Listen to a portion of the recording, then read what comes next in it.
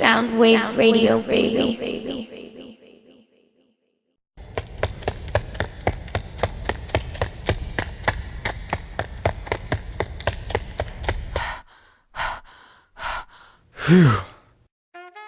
Welcome to Rapid Taste. I am your host, Mac off the Clutch.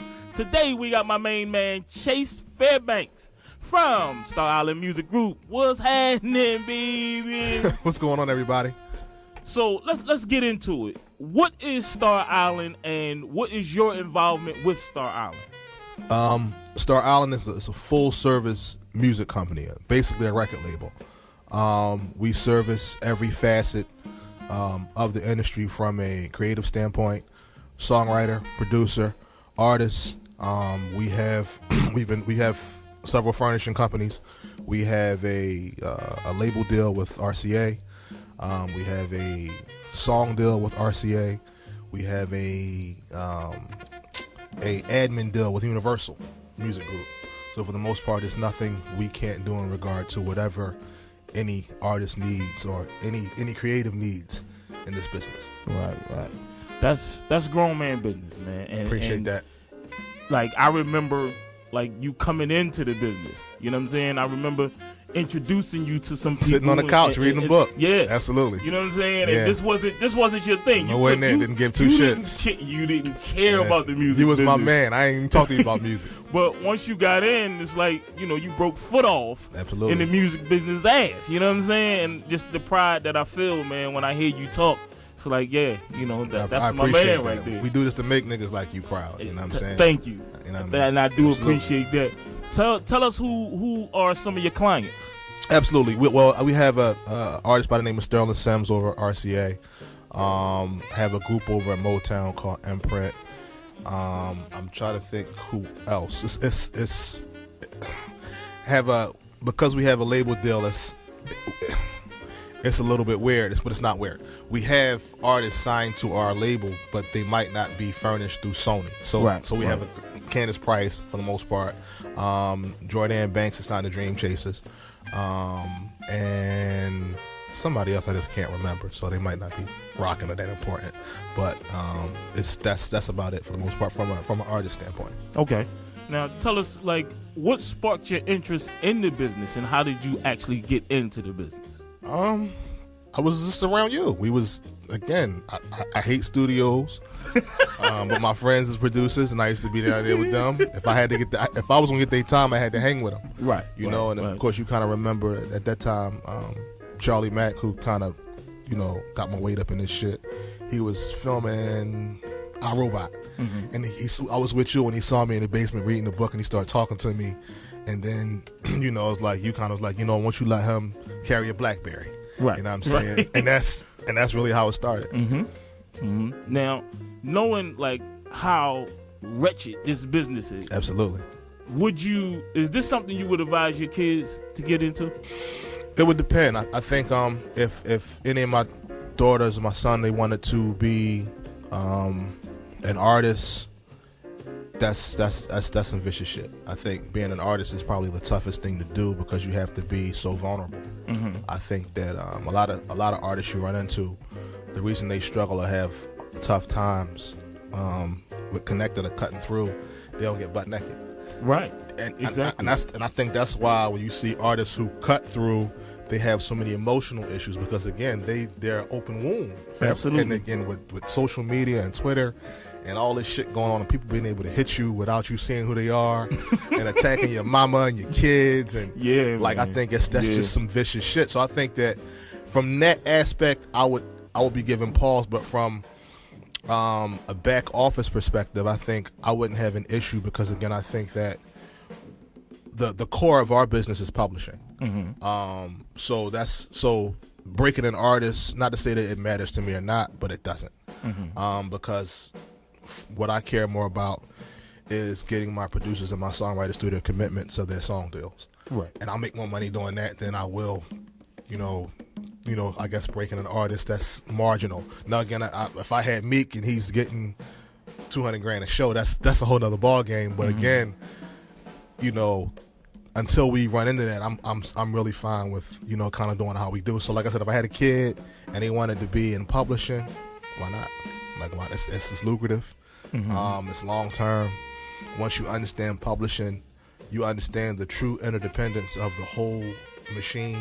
That's, to me, that's what makes what made L.A. Reid the greatest, or Babyface the greatest. They had ears; they could hear a record.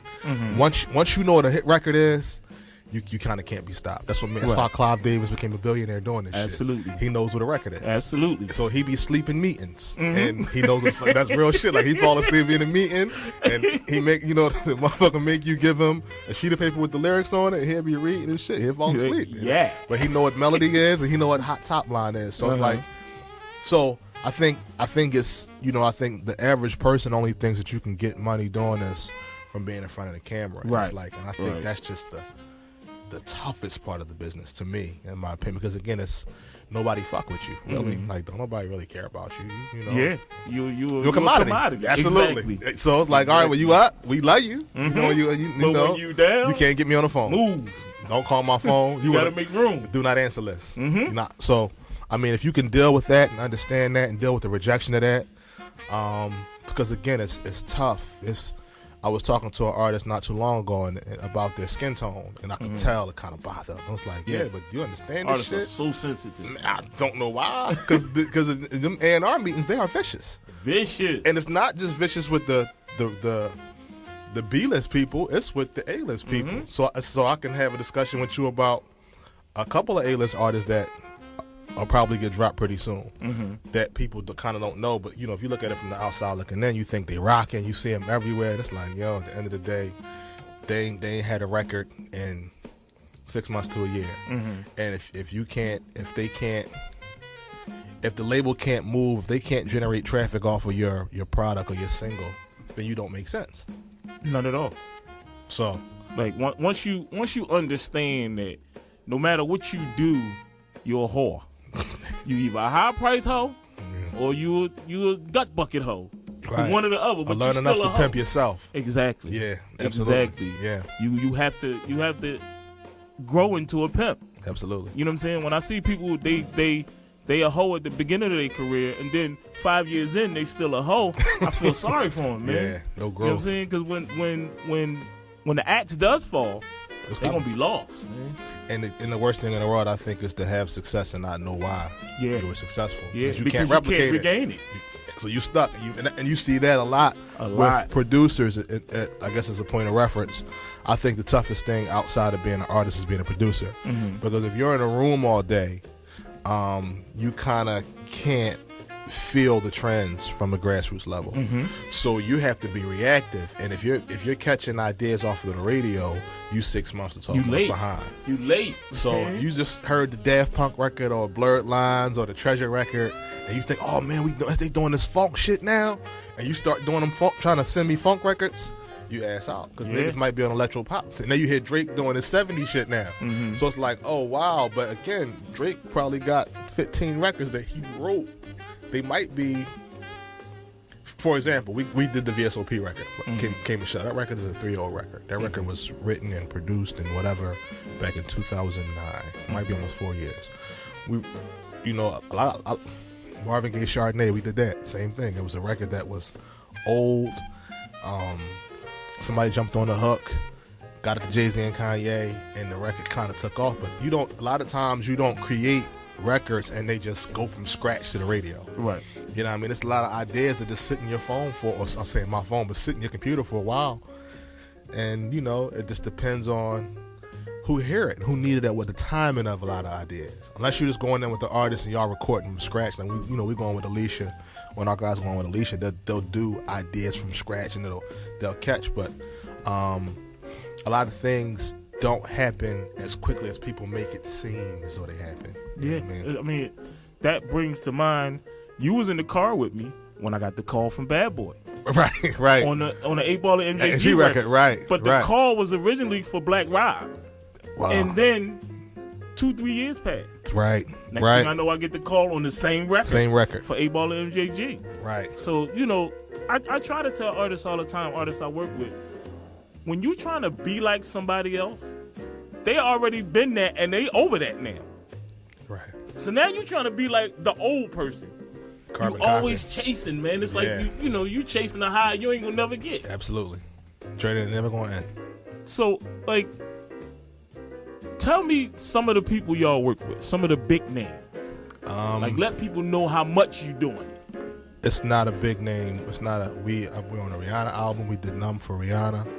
I'm trying to think what albums. It's easy to say what albums we haven't been on. We wasn't on Watch the Throne. I don't think.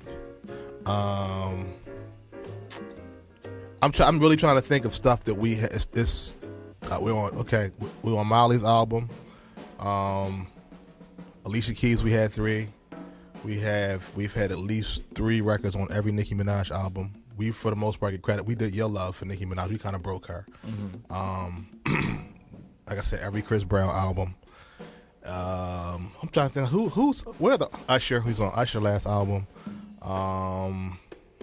Like I said, it's easy to think that who hasn't come out with something who has come out with something that we haven't been on. It's just really hard. Like, for the most part, everybody. Wow. Yeah, like I'm trying to think who haven't we worked with. We were on Good Summer. We had the first song on Good Summer. That was another record that was 3 years old. The one with R. Kelly on there. Yeah, like anybody that's rocking, we got parts. Y'all hear that? Matt Clutch know people, man. Y'all better be nice to me, man. Y'all better be nice, man. I can get you on. I'm telling you right now, this my man. We got over 10 years together. Real shit. Listen, be nice, man. And balance your checkbook, too. We gonna need some of that, man. Yeah. Now, earlier you mentioned Charlie Mack. Right, absolutely. Now, I want you to tell the people how influential he is on you and I. Right. Like, because we still use the tools that he taught us. Absolutely. In what we do today and how we conduct ourselves. So just elaborate on that a little bit. The boy Charlie Mack, he showed me that this can change the lives of several generations in your lineage. Like, at the end of the day, Charlie Mack always said if he wanted to, he could send all his kids to the Ivy League and it wouldn't be a problem. So to see like I said, to have the opportunity to carry through Blackberry and to see him put a play together and see it all the way through to the end and get a check from it, it was like, oh wow, you can do that. And like, yo, like, and we would be in a car all day. So it wasn't like we would sit in the office. We would just ride around, studio hype. That's it. And it was like, yo.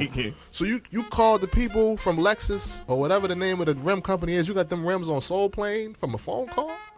Like, and you got a check from that? How you do like? So now he made you understand the power of relationship. Absolutely. And the power of leverage and how to create leverage and how to utilize the leverage. And I think stuff like that you never forget. Like, you kind of never lose it. And it's funny, I saw him, my guys, my little boy group, they opened up at the Dell Old School show. And he was there, and he kind of ran down on me about one of my other artists that he just in love with. And it's the guy Jordan is signed to Meek, and he's probably 30 days away from getting a deal. But it was funny how he was just still talking like I was a dumbass young boy all over again. Yeah. Like, yo, if you fuck him up, I'm on your ass. Don't fuck him up. That's Luther right there. But it was just funny how he handled me. And again, so I'm going to always in his eyes be that kid who carried his black. But it don't bother me.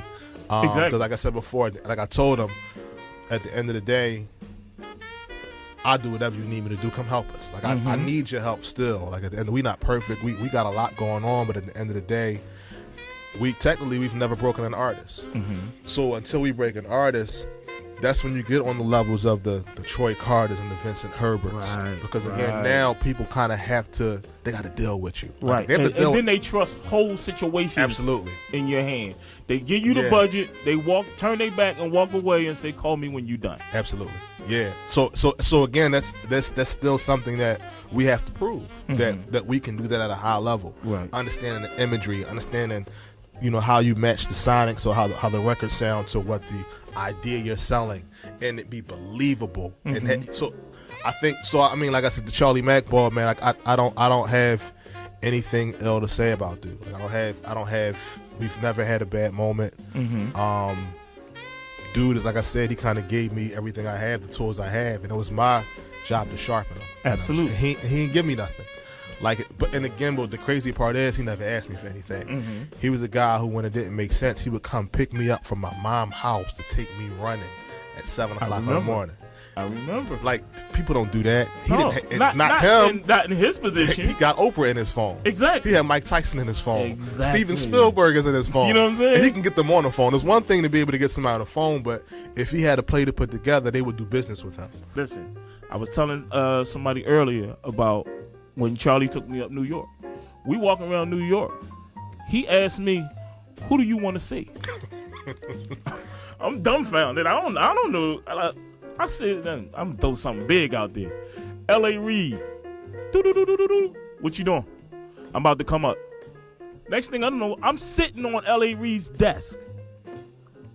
Everybody can't do that, man. L.A. is a motherfucker. So I think a lot of people might not understand the gravity of what you just said, but if they only knew L.A. Antonio Maurice. Everybody can't do that, man. Yo, I'm somebody who, theoretically called them boys on Freeway when Freeway tried to get up there. He let him get those. So, and this is somebody on his roster. So, dude, don't play them kind of games, man. So, like you said, that the Charlie Mack ball, his reach is second to none. He can get anybody on the phone. So, really, at the end of the day, like I said, what it showed me was if you have an idea and you can get the principals involved, you can get a real check.